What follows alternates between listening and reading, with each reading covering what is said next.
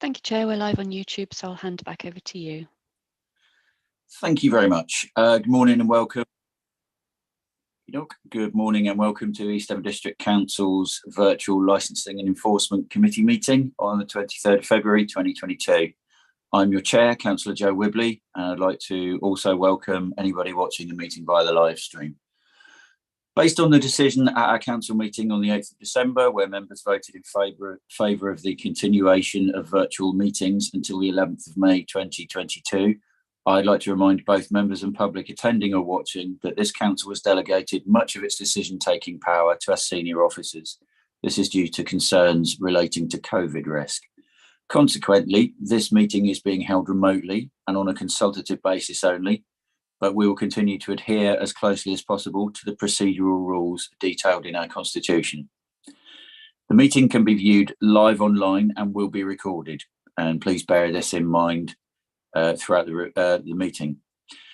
And therefore, may I remind colleagues to be careful with the language and that the code of conduct applies throughout our meeting. And we reserve the right to remove and disconnect any participant disrupting the meeting by whatever means. In the event of a break in internet connection or a power cut, please bear with us as we try to reconnect. After 15 minutes, if we're not able to do so, we'll consider the meeting adjourned and reconvene at a later date. Please check the committee page on our website for details. Members, can you make sure your phones are on silent and your microphones are muted at all times when you're not speaking in the meeting to avoid any background noise levels? Keep points short and do not repeat points that have already been made, and do not interrupt. If you wish to comment, please raise your electronic hand and wait to be called. All councillors have been sent the agenda for the meeting, and any members of the public who want to view it can do so by visiting the website www.eastdevon.gov.uk. So we'll now start the meeting by doing a roll call of committee members here present. Can you unmute your microphones when you hear your name? And when you have confirmed you're present, please mute your microphone again. Sarah. Thank you. Councillor Wibley. I am indeed here, yes. Thank you. Councillor Bloxham.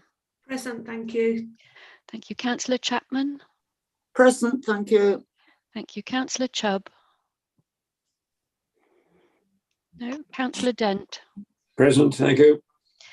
Thank you. Councillor Gazzard. No. Councillor Hartnell. No. Councillor Manley. No. Councillor Miller. No. Councillor Pepper. No. Councillor Taylor. Present. Thank you. And Councillor Tom Wright. Present, thank you, Sarah. Thank you. Chair, I can confirm the meeting's quorate. You. Sorry, can I just come in there? I have on my list as people who, as councillors who are meant to be present, Councillor Jarvis, his name wasn't called, and Councillor Miller.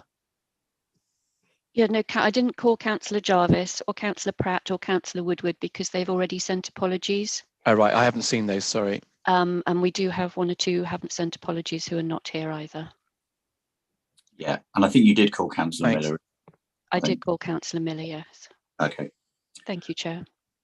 Okay, agenda item 1 is public speaking. I do believe we don't have any members wishing to speak. So agenda item 2 is the minutes of the previous meeting.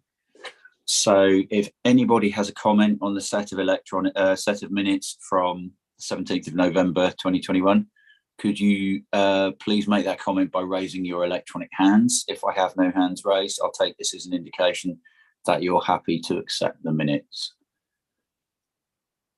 And I see no hands, so we will take those minutes as accepted. Agenda item 3, apologies. Sarah? Thank you, Chair. Apologies have been received from Councillor Jarvis, Councillor Pratt and Councillor Woodward. And I have received apologies from Councillor Gazzard. Oh, thank you. Okay, so item 4 is declarations of interest, and this will be done by a roll call. Thank you, Chair. Councillor Wibley. I don't think I have any declarations of interest. Thank you. Councillor Bloxham. None that I'm aware of, thank you. Thank you. Councillor Chapman. None that I'm aware of, Sarah. Thank you. Councillor Dent. None that I'm aware of either. Thank you. Thank you. Councillor Taylor. No interests. Thank you. And Councillor Wright.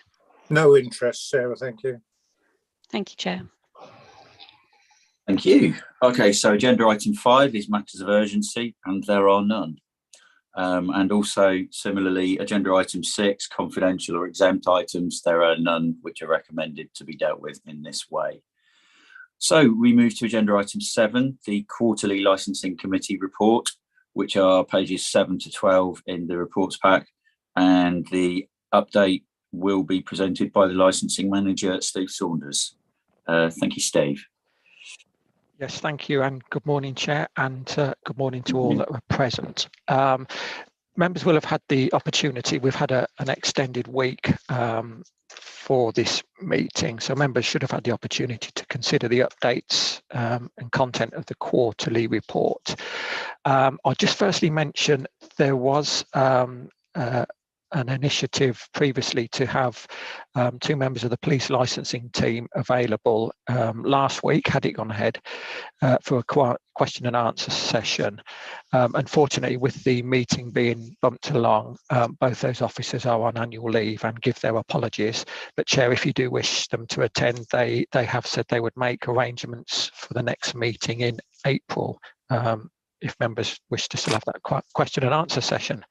I think we would, yeah, but we can have a discussion about that, Steve. Sorry. Okay, thank you.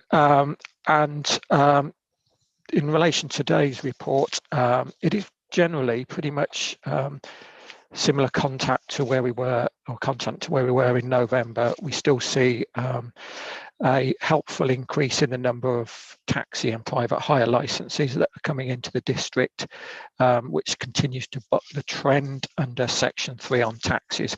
Rather than deliver each section and go through it, I am mindful that members will have questions which are welcome today.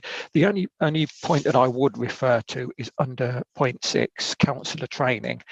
There is a further virtual remote session being offered by the Institute of Licensing on the 16th of March.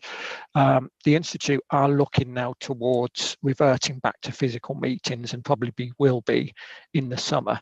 So I would flag it up, and I'm sure Sarah will minute it, that offer is available to any of our untrained members on the 16th of March. Both Democratic Services and myself can support the sign up and arrangements if untrained members are keen. And I would just like to add to that point as well, it is a key part of this work for the councillors present to be trained, certainly for the subcommittees. It stands us in far better stead for the content of those subcommittees, the decisions, and potentially any appeals arising. That's pretty much it for the quarterly report, Chair, and obviously I'll welcome and deal with any questions that the committee may have. Okay, thanks, Steve. Could I just, before we take questions, could we have a chat at some point about putting an email together to make sure that information gets to all of the members who aren't present today? Because I'm aware that quite a few of them aren't. Because I think what you've just said about training and subcommittees is really, really important. So it'd be good to get that to everybody who isn't here as well. Okay, so I'll invite non-members to speak. There are no non-members present, I don't think. So, okay, we have one question initially from Councillor Dent. Alan. Get my microphone on. Yeah, couple of things. The number of applications for taxi private hire licenses shows in 2022 up till February. How many months of the year is that? Because if it's only a few months, that's a colossal increase. That's the question one. And question two was, when will Strata be able to complete their business change requests for the online application processes? When do you expect that to actually happen? Thank you. Steve. Yes, thanks, Councillor Dent. the table that I've prepared under 3.1, it is the snapshot of how many licenses we have registered at any point. It's usually, we take that figure around November time when we've just had the bulk of the renewals each October. So 2021 was the November snapshot where we had 156 taxi drivers and going through the table. I've just prepared, just as we've fallen into this year in February, that we've maintained that number, but the number of vehicles has increased by, I think it's 5, and private hire licenses still continue as well. So that is the figure of each of those licenses that we currently have in place. Private hire being the increasing trend, because it means those license holders can pretty much go all over the country and they're not restricted by tariffs and working off the hackney ranks around the district.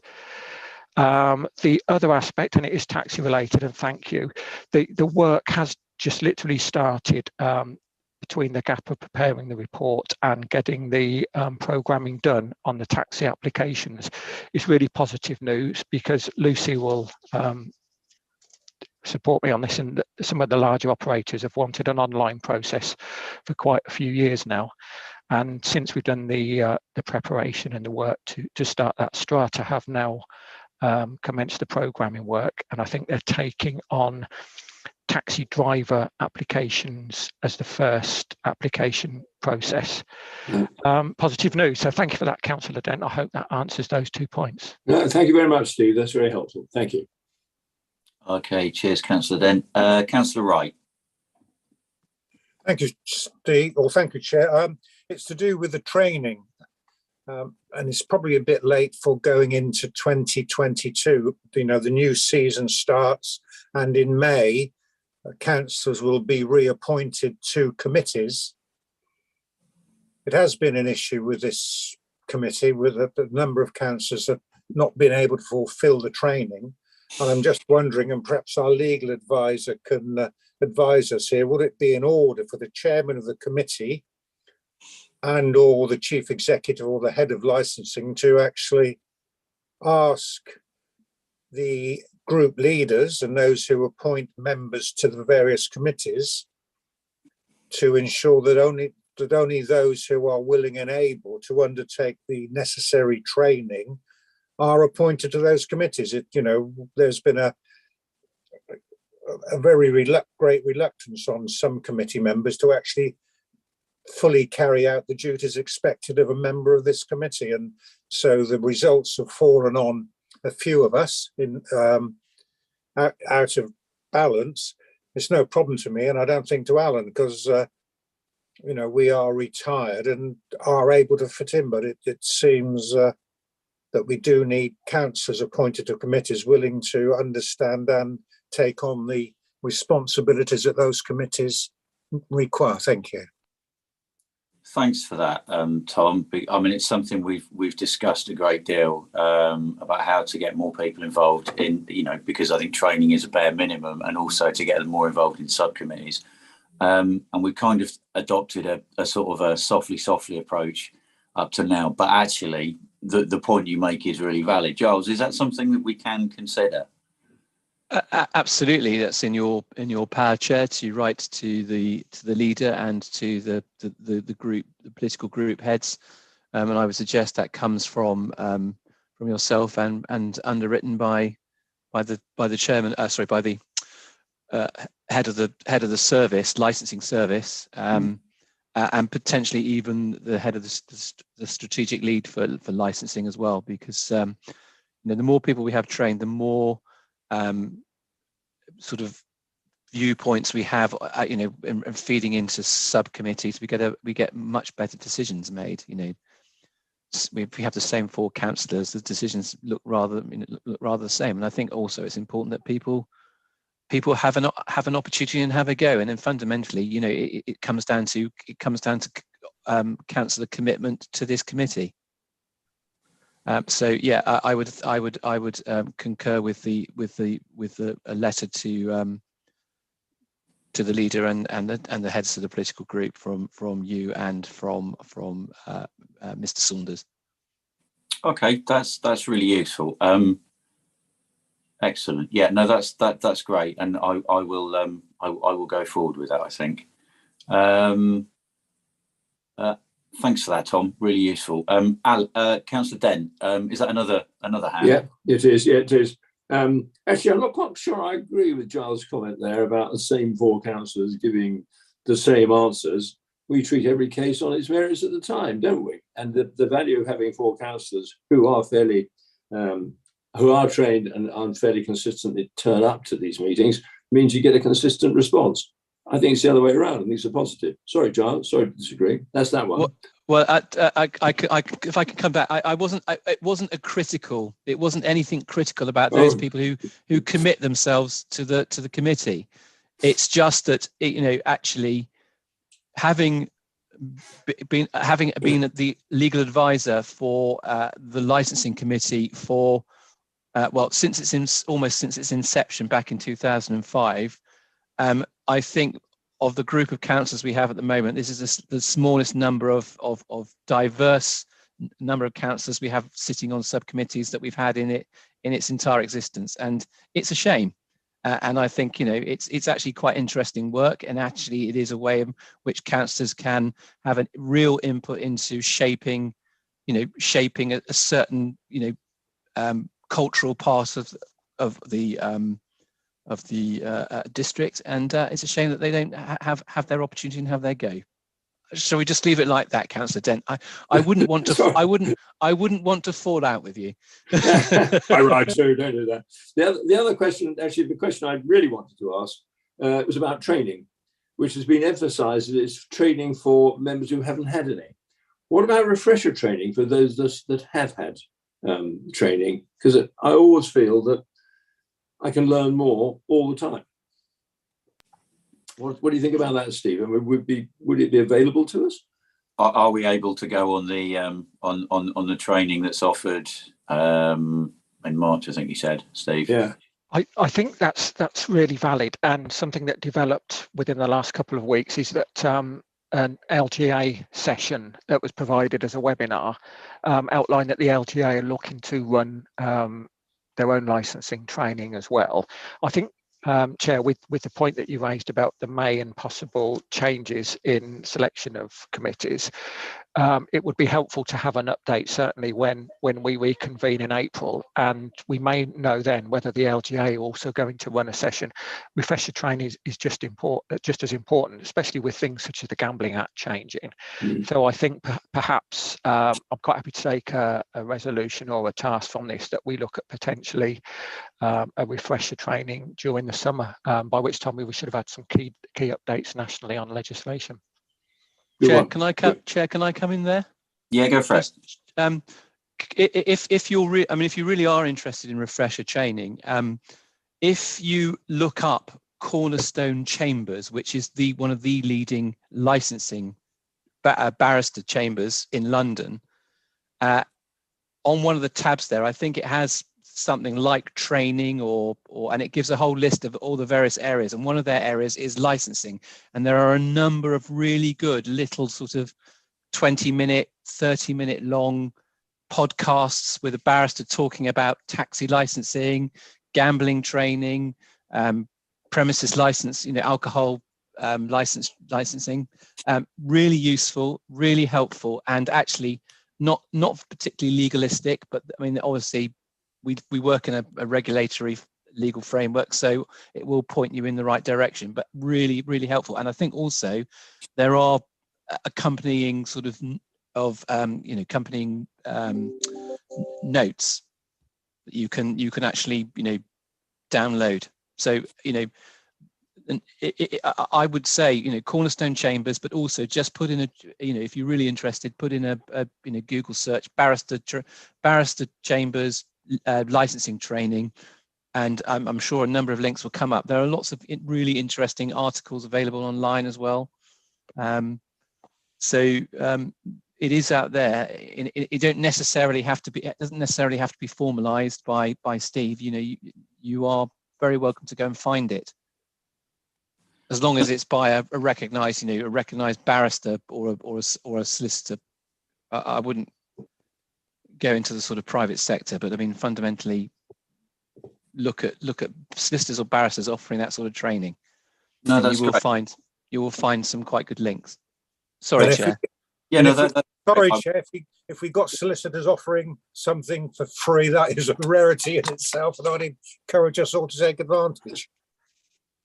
Councillor Wright, how dare you describe the entire profession? I have to say the legal profession during the COVID period has been absolutely excellent at providing free podcasts for ongoing training, all available online. Because of course the big expense of providing training is hiring of the conference centre and the travel cost. So Definitely plenty of it out there, Councillor Wright.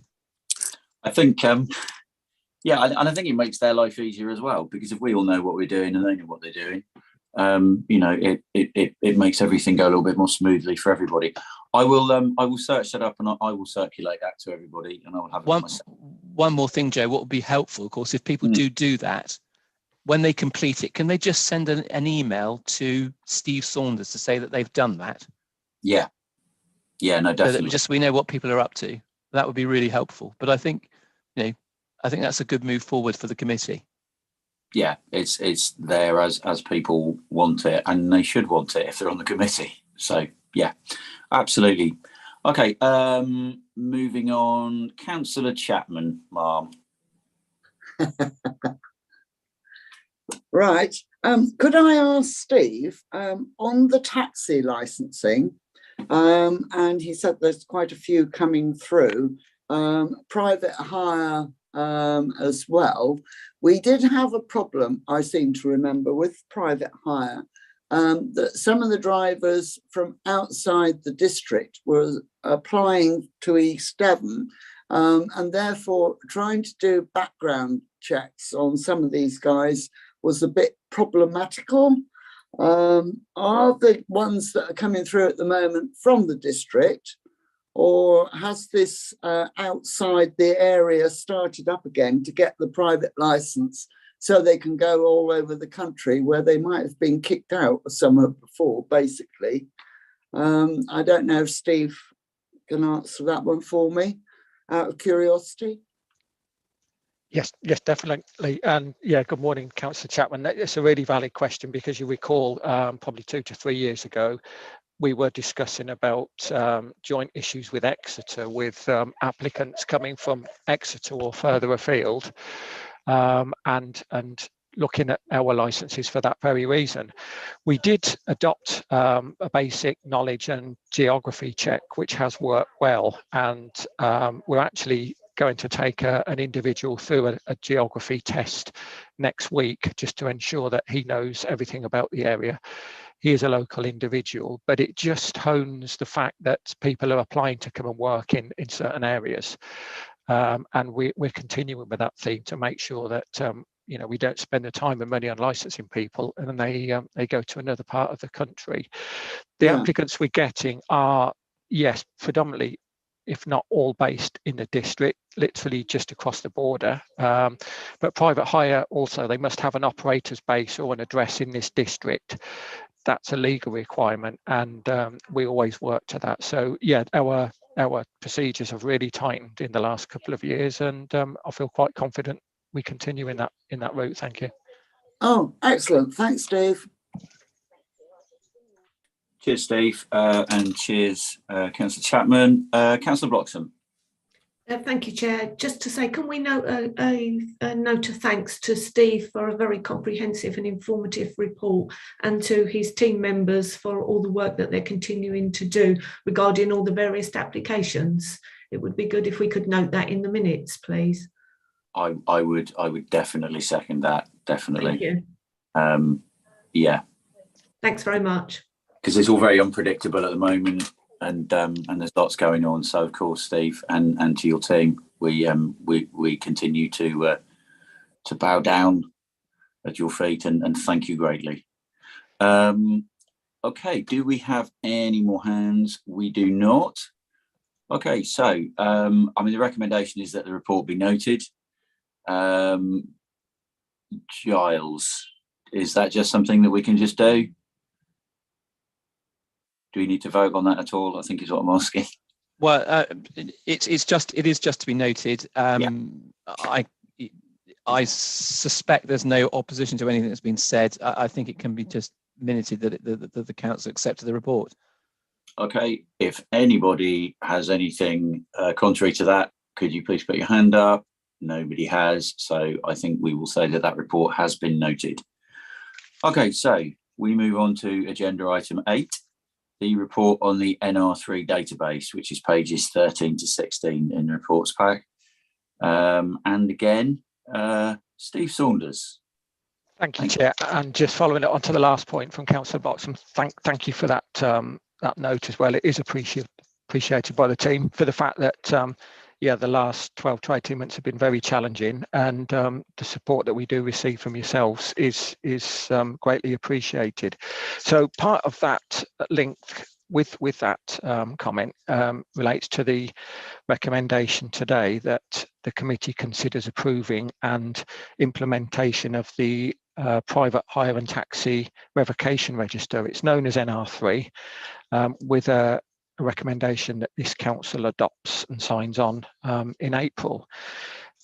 Members will recall this was a matter that's being pressed heavily by the government and Department of Transport. There was a webinar last year where those authorities, including ourselves that hadn't signed up, were coming under more pressure to do so.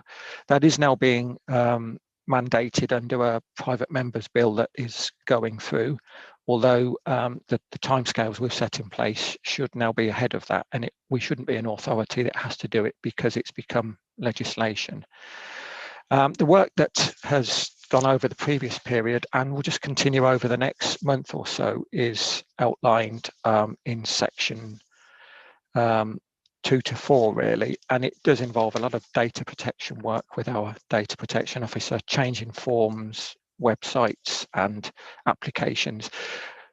But in summary, that the principles are really clear in that by signing up to this register and being able to share information, we're able to identify any individuals that have been previously refused elsewhere and come to East Devon, as Councillor Chapman has just highlighted. It puts us in a really strong position, but also we'll have a protocol in place to share information should any of our individuals have come to know anywhere else. The work has been quite onerous, and Lucy and other members of the team have been heavily involved in this, in taking it forward. I'll just summarise as well, there was a brief Taxi Association meeting last week in Exmouth. It was called at short notice for a number of issues, but one of the points that I was able to highlight was that we're looking to take this forward and would be changing our processes and informing all applicants. And the taxi trade members present were highly supportive. They have pride in their work. They wouldn't want individuals joining this district who have been refused or revoked elsewhere. And it was a matter that was supported as well by the trade itself. So I'm sure there may well be questions. I'm happy to take them. And the recommendation is that over the course of the next month, officers will continue and finalise what we need to do with a view to signing on and adopting the database from April. Thank you. Okay, thank you very much, Steve. I have one question. So I appreciate that as you say, the task is onerous in the short term in terms of getting everything set up. Once this is set up, will it just become part of the natural process and it shouldn't give licensing officers a huge increase in work with each application that comes in? Will it just be there and something that happens as a matter of course? That should be exactly that, Chair. That a number of checks that we do as regards medicals and driver licenses. This will be an additional one of checking the database and another principle. So once it's all in place and up and running, that work shouldn't be too onerous at all. Okay, that's cool. That's good. Okay, so do we have any questions from members at all? I just wanted to say thanks, Joe. That was the question I was going to ask as well. Thank you. Okay, cheers. Councillor Bloxham. I don't have any questions, Chair, but again, a good report, and I did attend the webinar, so I got a greater understanding of what the NR3 was, and I would propose that we do support our officers and sign up to this. Thank you. Okay. I'd second that, Chair, if necessary. Thank you. Excellent. Well, I mean, given that we don't have any... Oh, Councillor Chapman. Thank you very much, Councillor Wright and Bloxham. Councillor Chapman. Yeah, thank you. Yes, I agree. I think it's absolutely brilliant, bearing in mind the problems that Steve and the team had a few years back, although I know setting it up is a bit of a pain. Once it is, I think it will assist greatly and stop a lot of problems that have been countrywide, I understand. So thanks a lot, Steve. Yeah, and I support it as well. Absolutely. I think when you think about some of the horror stories that you read, this is a huge safeguard against a lot of those things happening, though obviously nothing is perfect. Okay, so the recommendation is that the committee considers the contents of the report and approves the implementation and use of the Taxi and Private Hire National Revocation Register, NR3, by East Devon District Council. So I think we do need to vote on this. So could you use your green ticks if you are in support of this, and red crosses if not. And I should vote too, shouldn't I? There we go. I think I voted. Excellent. Thank you, Chair. That's unanimous. Brilliant. That's great. Okay, thank you, everyone. So now we move to agenda item 9, and we will receive a report from the licensing manager, Steve Saunders, a report on taxi fares, which is pages 17 to 27 in your reports pack. So surprise, surprise, our third speaker, just to change things up a little bit, is Steve Saunders. Yeah, thank you for that. I promise you, my colleagues will join me, and we'll have a chat and let them lead shortly. But yeah, this one is probably the most complex piece of work that we get involved in, and one that members will recall in November, there was a suggestion or a clear request from the trade that they require an increase to the fares that they can charge, although there wasn't anything specified at that time. There was no clear request from the trade about how much and what exactly they would like as a fare increase. So just briefly, in summary, district councils set the fare regime that taxis can charge, and the public are the individuals that then eventually pay it. The requirement for this is to set a fare regime so that taxis continue to operate and provide a service in the district without unnecessarily impacting the public by overcharging and causing additional burdens. I think we're all aware of just how costs have increased considerably over the last 12 months, and the work that we've undertaken has mirrored the increase in inflation and costs of living. So during January, we provided another consultation to the licensees across the district, specifying 3 options. The options were for no change at all, as that had been something expressed by a very small fare tariffs. Option 2 was just an increase to the first half mile on tariff 1, which is effectively the daytime tariff. And option 3 was an increase to the first half mile journey of tariffs 1 and 2, which are daytime and evening tariffs. There was no indication, and nothing has been put forward at that point for an increase to tariff 3, which is bank holidays, Christmas, and significant days such as those. So we received a number of responses. Overwhelmingly, those that did respond were supportive of option 3, an increase to tariffs 1 and 2. And as officers, what we have expressed is that cost of living increase and the statistics that were available at the end of 2021 would mirror the increase that we have proposed going forward if members feel that is necessary. Data is included in the report in relation to where it would leave East Devon should it be approved today. We still wouldn't be the top of the league tables, although league tables are not necessarily the preferred way of continuing. It just shows where each council stands in the table of fares nationally. The proposal today is to look at or seek an approval to continue with a statutory process.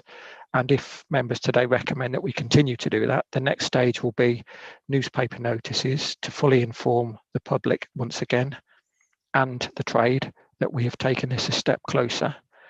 And if that continues without any representations, it's effectively accepted. If there were any objections or representations, it would be a case of bringing that process back at the next meeting for it to be considered in relation to those representations. I would just add that in the intervening period as well, the short taxi meeting occurred, as I've mentioned, with Exmouth Taxi Association. By that point, they had managed to discuss with the members that were present a higher increase, and this was subsequently after we'd sent out details of what the council was proposing. And the members have suggested they would have ideally requested 10 to 20% on the fare tariff, which would take the fare increase quite higher, quite significantly. The end of that meeting concluded, and I've been asked to pass this on to the members today, is that if the committee today will consider a 10% increase and with a fare review every 2 years, they will be satisfied. I think that work of annual, if not every 2 year fare reviews is something that moving out of the pandemic we have to do anyway. We need to put this back onto a regular footing. And so the recommendation today has been left as it was under the consultation that we've undertaken in January to propose going forward with the 5.7 increase to tariffs 1 and tariff 2 and moving through with a statutory process.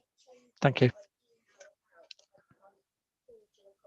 Okay, cheers for that, Steve. Oh, my screen tells me I'm about to raise my hand. I am not.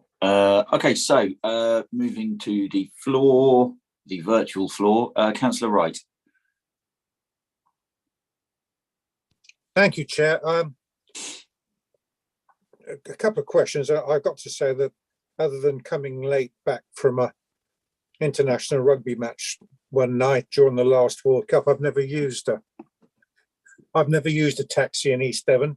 But also being a dog owner, when I'm looking at the bottom of the Appendix E, where it says the additional charges for things like bags, additional passengers, is that per mile or just a one-off fee? Steve can answer that. And the other thing is, I am concerned where petrol and fuel prices are now. I know we set our increases at what was the inflation rate at the time, but inflation with regard to fuel is considerably more. And I'm just wondering if, bearing in mind recent events, if we could perhaps consider a bigger increase in the percentage here. You know, for example, when you see how fuel prices have gone up, 10% does not seem out of the way to increase, to give the taxi drivers a chance of making a reasonable living, because their prices for fuel, bearing in mind their stop-start, very inefficient use of fuel, their prices must be considerably higher than they were. So if I can have some explanation if those additional charges of 20 pence or so are per mile or just one-off, and B, what the committee thinks about taking into account the incredible increase in fuel prices since October, whether we could consider a slightly higher rate. That's all I want to say. Thank you, Chair. Okay, cheers, Councillor Wright. Steve. Yes, thank you for that, Councillor Wright. And yeah, very, very valid question. So the extra costs are one-off. They're not per mile. And last time when we also topped up the soiling charge to £80 all round. So they are specific charges that can be incurred. The option for at least 10%, as I've mentioned, was put through by the Taxi Association. There isn't a national district association, despite this subject coming up every few years. And it would perhaps be helpful if there was, because we could get a clearer picture across the district. There's certainly a vocal element from Exmouth, but it's also appreciated in that they put forward relevant suggestions and ideas. I would leave it to the members today to consider that proposal from Councillor White, if they do consider 10% would be more realistic on those first two tariffs. And that's something that we are able to do here, is it, Steve? It would be necessary. What I'd need to do is identify what the costs would be if we're just talking for those first 2.5 miles still, if that was still the case, because that would be the nature of the newspaper advert. And going from there, that's what we have to advertise in any change. And then that would be the next course of action once it's confirmed what the increase would be. Okay, cheers for that, Steve, and thank you, Councillor Wright. We'll hear from Councillor Dent, and then maybe we'll have a chat about that. Councillor Dent. Yeah, thanks. I'm just looking at the chart of the fares being charged by ourselves and other councils. The £6.80 is the first 2 mile fare cost. Is that the proposed increase or the level at which taxis are charging now? That's the first part of the question, Steve. Steve, I think that's current. That's currently, yes. So if we went for the proposal in Appendix E, we would then go up another 20p, so we'd be £7. And at the moment, still second place in that table.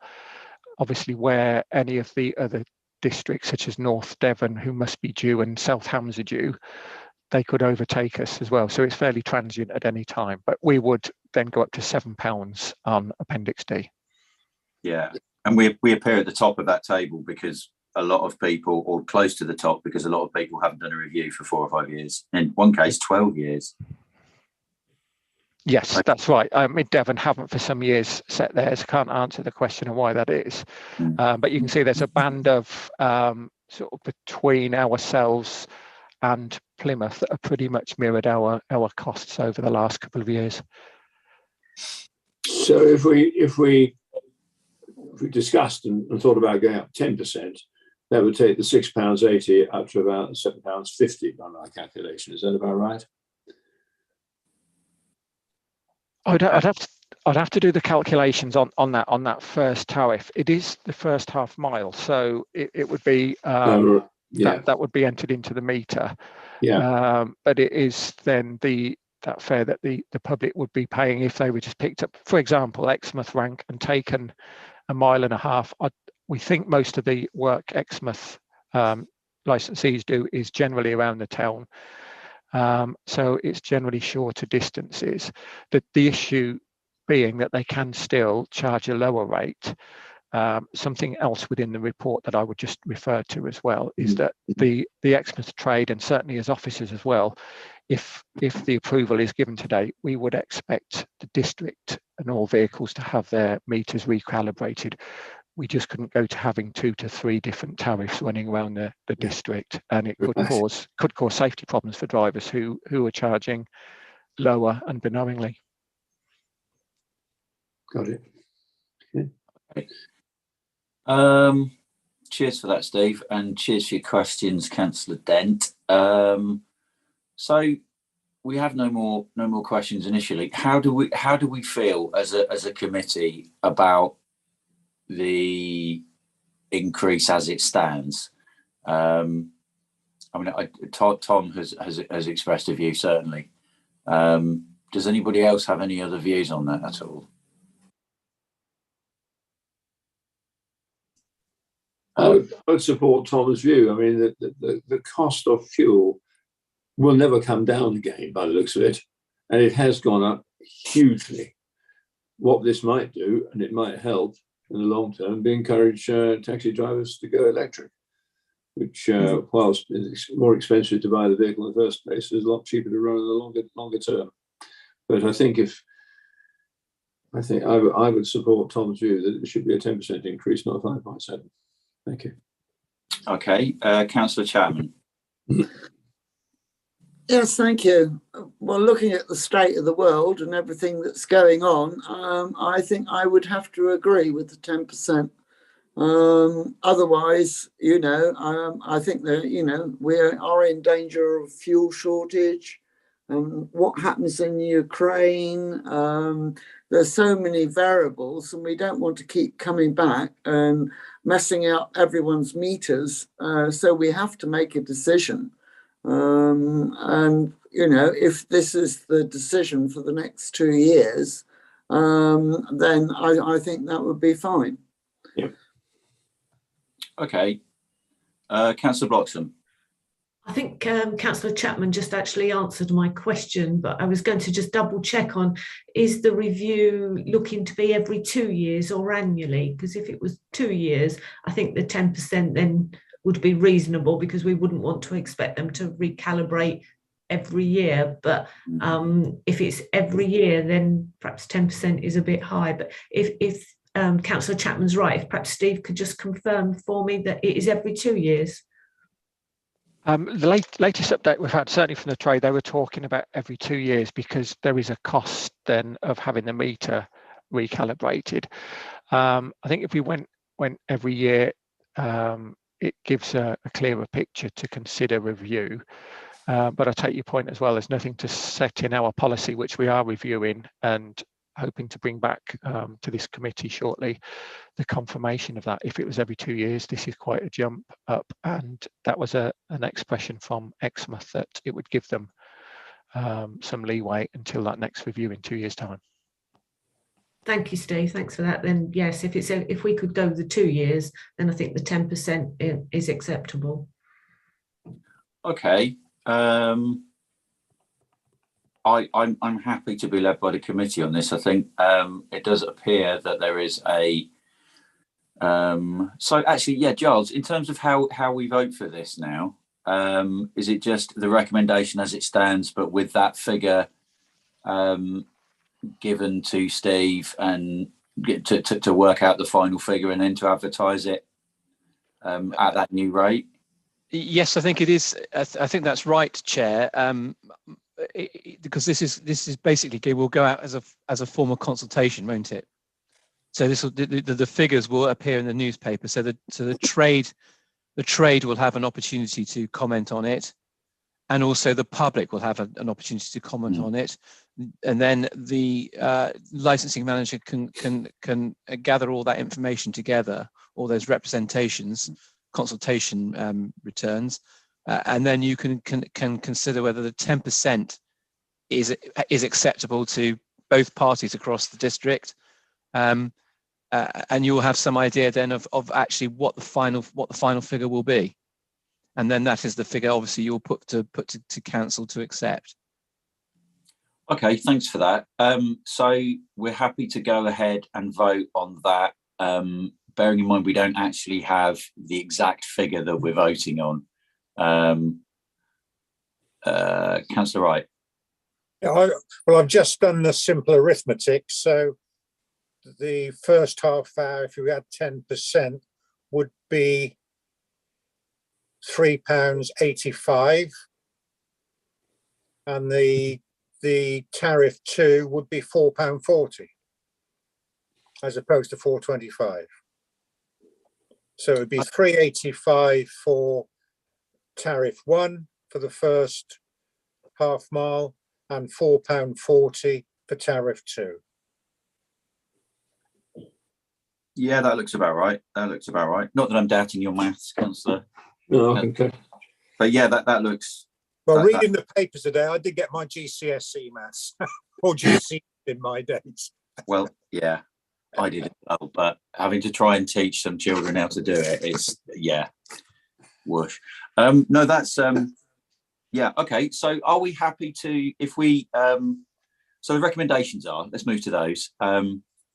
So, Tom, you have made a recommendation to move it to 10. Am I right in saying, Councillor Dent, that you are happy to second that? Happy to second that, yes. Okay, so that recommendation is that we consider the request from, we'll take these separately, that we consider the request from Hackney Carriage licence holders to increase the current Hackney Carriage table of fares, but with this amendment in mind, that it is 10% and not as listed in the documentation. So can we vote on that now? And I will try and vote as well. Thank you, Chair. Yes, that's unanimous. Okay, that's great. And we'll take the second recommendation that, if agreed, to set a timescale through the statutory procedure as required. We could have taken those together, couldn't we? But yeah, hey ho. I like using my green tick. And that's also unanimous. Thank you. Excellent work. Okay then. Thank you very much. Well, that brings our meeting to an end. So I'd like to thank everybody. Chair, Oh, hello. can I just ask a question, please? You certainly can. Can I ask Steve? I know we license kennels, and we've heard a lot about the pandemic, puppy farming and animals being abandoned, etc., etc. Can I ask how our kennels are coping? Have they had an influx of animals that are now unwanted? And, you know, it obviously would be a bit difficult for them, but I just wanted to make sure that they're still being run properly. If Steve's got any idea on this, on how they're coping. Thank you. Steve. Yeah, thank you, Councillor Chapman. Some years ago, under review, the animal licensing and skin treatments and piercings was returned to our colleagues in environmental health. I think a couple of years ago, previously, one of the managers, Janet Wallace, attended the meeting and gave an update on a fee review. It is something that is highly controversial and does attract a lot of media attention.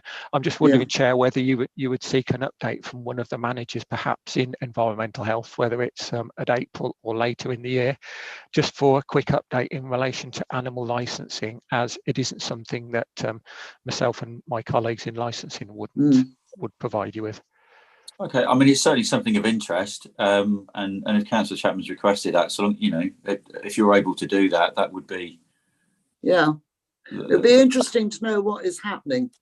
I think it's an area. I mean, the NR3 situation with the database also includes scrap metal dealers, which also falls to environmental health.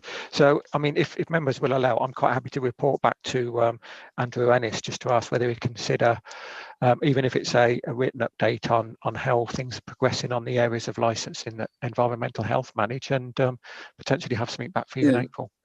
Yeah, I think it would be helpful if we knew what was going on work that is licensed by East Devon. We need to know, because it's never come up in any reports. So if you could do that, Steve, that would be brilliant. At least we'd know what was happening in the district under licensing.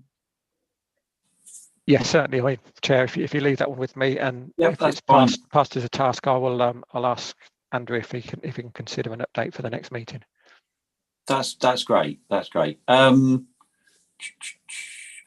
Giles, you have your hand up. Whilst you were going through the agenda, I have gone to Cornerstone Chambers. I found a link. I've sent it to Sarah, and I've asked her to send it out to the currently trained members of the committee, so that they can, you know, just refresh their ideas. I think we need to focus on specific provider for those that haven't been trained. But the number of little sort of YouTube clips there of about 20 to 30 minutes. So that should be winging its way to you. You're going to test us, Giles? Well, I can if you want, Maddie. You would too, wouldn't you? I never signed up for any kind of assessment, I'm afraid. It's all my fault. Never volunteered or anything. We can set the council chamber up as an exam hall, just to take you back to those days, and walk around and just look over your shoulder to see what you're writing. If that's how you want to do it. That's far too long ago, Giles. Come on. No, it still happens. And confirm. No. I just hope it's something that will interest you and that keep you interested in how the sort of law's developing and Out of mischief. It's good advice. Yeah. So out of mischief. And I think as the gambling policy and thing changes, it'll be good for us all to watch those, and hopefully they'll make a video quickly about that. Right. Does anybody have any other business? No. Okie doke. Right. So that brings our meeting to an end. I'd like to thank everyone, including members of the public, for their attendance. Members, can I remind you that until the Democratic Services team confirm that the live streaming and recording is stopped, you can still be seen and heard, and any comments may be